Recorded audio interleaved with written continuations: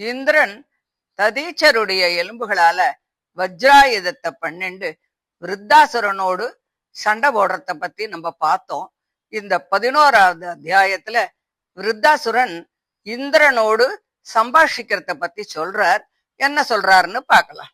Sri sugar சொல்றார், ராஜனே, இப்படி ருத்ரன் தர்மத்தில் இருந்தும் நழுவாத வார்த்தையை சொல்லிக் கொண்டு இருந்தாலும் கூட அசுரர்கள் அவனுடைய வார்த்தைகளை எல்லாம் ஒத்துக்கல. அசுர சிரேஷ்டனாகிய அந்த விருத்தாசுரன் அசுர சைன்யம் எல்லாம் காலம் அனுகூலமாக இருக்கின்ற தேவதைகளால் பீடிக்கப்பட்டு பயந்து ஓடுறத பார்த்து இந்திர சத்ருவான விருத்ரன் அதை பொறுக்க முடியாம தன்னோட பலத்தால சேனைகளை விரட்டுறான். அவன் தேவதைகளை பார்த்து யுத்தத்தில் முன் துணிந்து நிற்காமல் பயந்து ஓடும் இந்த அசுரர்கள் ஒன்றுக்கும் உபயோகப்படாதவர்கள். இவர்களை போய் வதைக்கிறதுனால உங்களுக்கு என்ன பிரயோஜனம் இருக்கு? பயந்தவனை வதைக்கிறது சூரர்களுக்கு அழகா? அது சொர்க்கத்தையும் தராதே.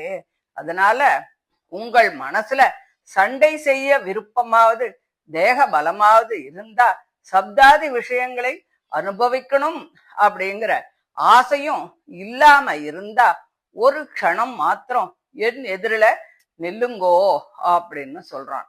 மகாபலமுடைய அந்த விருத்தாசுரன் தேவ கூட்டங்களை தன் தேக பலத்தால் பயப்படுத்தி கொண்டு பலமுள்ளவனாக சிம்ஹநாதம் பண்றான். அதை பார்த்த ஜனங்கள்லாம் பயந்து அப்படியே மூர்ச்சை அடைறா. அந்த விருத்தாசுரனுடைய கர்ஜனையை கேட்டு தேவ கூட்டமெல்லாம் வஜ்ராயுதத்தால் அடிபட்டது போல மூர்ச்சை அடைந்து பூமியில விழறா. அந்த விருத்தாசுரன் சூலத்தை கையில எடுத்துண்டு பூமியை நடுங்கும்படியாக செய்து கொண்டு மதம் கொண்ட ஒரு மகாகஜம் பனங்காட்ட நாசம் பண்றத போல மூர்ச்சித்து கொண்டிருக்கும் அந்த தேவ சைன்யத்தை தன்னோட பாதங்களால மிதிக்கிறான். தேவேந்திரன் அதை பார்த்துட்டு அவன் மேல பெரிய கதையை பிரயோகிக்கிறான். அந்த கதை வர்றத பார்த்துட்டு அதை விளையாட்டு போல இடது கையால பிடிக்கிறான். உறக்க சிம்மநாதம் பன்னெண்டு அந்த கதையினால் இந்திரனுடைய வாகனமாகிய ஐராவதத்தோட கும்பஸ்தலத்தை அடிக்கிறான். யுத்தத்தை பார்க்க வந்தவா எல்லாரும் இத பார்த்து அவனை பாராட்டுறா. அந்த ஐராவதம் விருத்தாசுரனுடைய கதையால் அடிபட்டு முகம் சிதறி ரத்தம் கக்கிக்கொண்டு இந்திரனுடன் 7 வில்லளவு தூரம் பின்னே போனது. அந்த அசுரன் யுத்த தர்மத்தை நன்கு தெரிந்து கொண்டவன். அதனால வாகனம் வருந்தி தானும் மன வருத்தத்தோடு இருக்கின்ற அந்த இந்திரன் மேல மறுபடியும் கதைய பிரயோகம் பண்ணல. இந்திரன் அமிர்த பெருக்குடைய தன் கையால ஐராவதத்தை தடவி கொடுத்து அதன் வருத்தம் எல்லாம் தீரப் பண்றான். மறுபடியும் அந்த அசுரனை எதுக்குறான். ராஜனே, அவன் யுத்தம் செய்யணும் அப்படிங்கிற எண்ணத்தோடு முன்னால வந்து வஜ்ராயுதத்தை ஏந்தி கொண்டு நிற்க தன் சகோதரனான விஸ்வரூபனை கொன்றவனும் தன் சத்ருவுமாகிய இந்திரனை பார்த்து அவன் செய்த பாப காரியத்தை நினைத்து பின்பு மோகத்தினால் சிரித்து கொண்டு பேச ஆரம்பிக்கிறான். என் சத்ருவாகிய நீ தெய்வாதீனமாக நீ எனக்கு எதிரில வந்து நிக்கிற. என் சகோதரன் விஸ்வரூபன் ஒரு பிராமணன். அவன் பிரம்மவித்து, உனக்கு ஆச்சாரியன், யாக தீட்சைக்கு உட்பட்டிருந்தவன். நீ அவனை நம்ப வைத்து சொர்க்கத்தை விரும்பி யாகம் செய்கின்றவன் பசுவின் தலையை வெட்டுவது போல அவன் தலையை வெட்டிவிட்டாய். இப்படிப்பட்ட பாபமான காரியத்தை பண்ணினதால வெட்கம், செல்வம், பயம், புகழ் எல்லாம் உன்னை விட்டு போச்சு. நீ செஞ்ச பாபத்தால புருஷர்களை பிடுங்கி தின்னும் தன்மையுள்ள பிசாசங்களாலும் நிந்திக்க கூடியவனாக நீ ஆகிவிட்டாய். இப்போது நான் உன் தேகத்தை என் சூளத்தால் பிளக்கும் போது அந்த தேகத்தை கழுகுகள் திங்க போறது.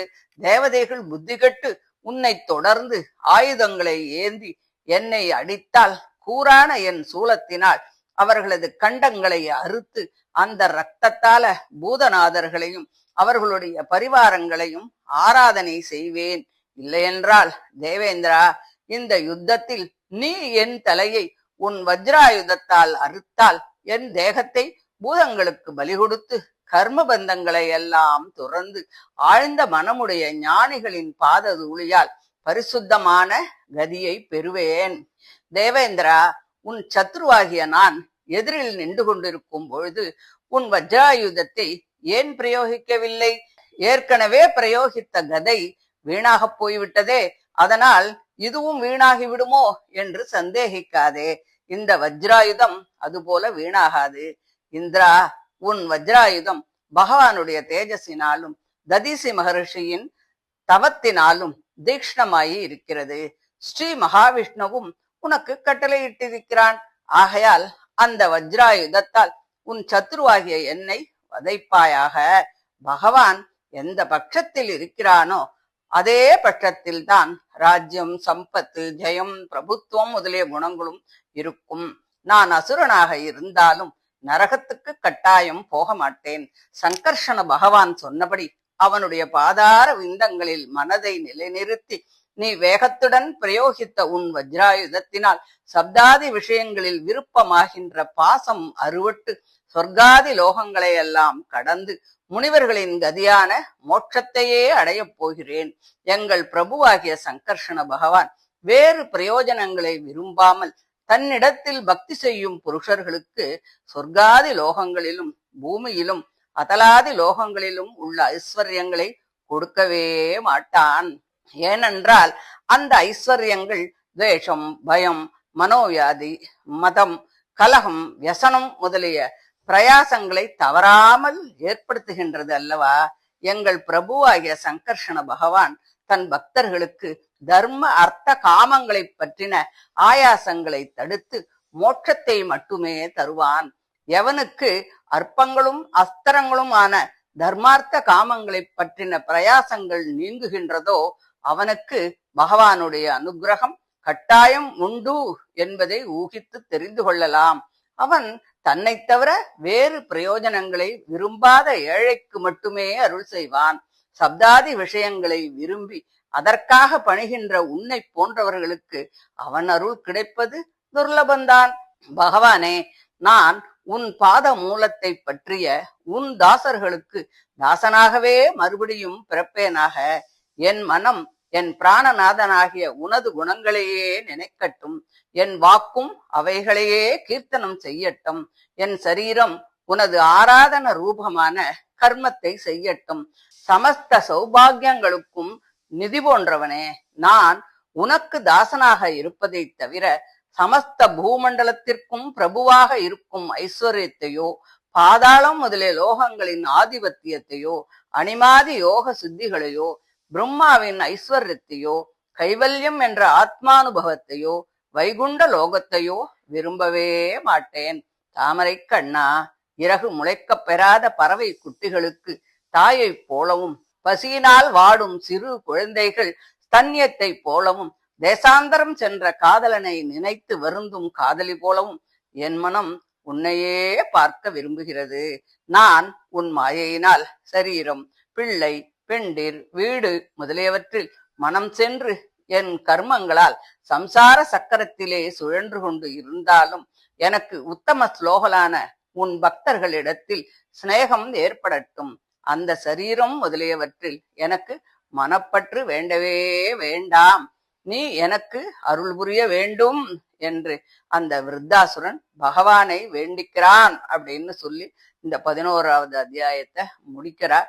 இதை தொடர்ந்து 12வது அத்தியாயத்துல இந்திரனுக்கும் விருத்தாசுரனுக்கும் ஏற்படுகின்ற சம்பாஷணையும் இந்திரன் விருத்தாசுரனை வதைக்கிறத பத்தியும் சொல்ற. அதை அடுத்த ஆடியோல பார்க்கலாம். தேங்க்யூ.